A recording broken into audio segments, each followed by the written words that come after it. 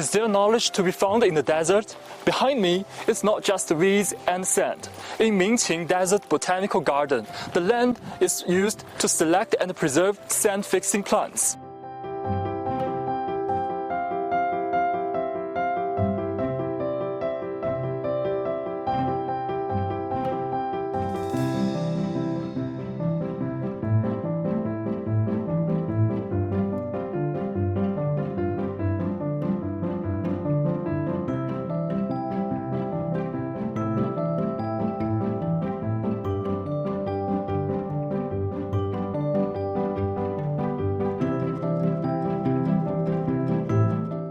إعجابي العديد من النقاط، أولا بما يتعلق بالهندسة الوراثية واستخدام التعديل الجيني على العديد من المحاصيل الزراعية في الصين، أيضا استخدام التقنيات كالحواجز المستخدمة لمنع تحرك الرمال، أيضا الأبراج التي تستخدم لقياس قوة الرياح واتجاهاتها، حيث تعتبر هذه من الإجراءات سابقة وبالتالي تستطيع تجنب أي نوع من الآثار البيئية المستقبلية. متشابهة جدا لبيئتنا من ناحية التصحر، من ناحية قلة النباتات وقلة تنوع الأشجار، إضافة إلى قلة الأمطار. نقلنا التقنية من الصين إلى منطقتنا.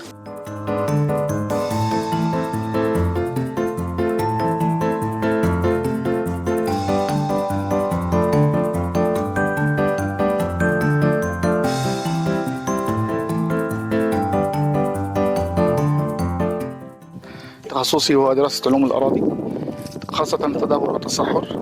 جئت هنا لنقل آخر ما توصل إليه العلماء الصينيين في هذا المجال إلينا، ومن ثم محاولة تطبيق ذلك لمكافحة التصحر في بلادنا، خاصة مصر بها مساحة شاسعة من الكثبان الرملية المتحركة التي تعيق التنمية خاصة الزراعية، وأيضا تزحف الكثبان الرملية على كثير من المعالم الحضارية والأثرية في مصر.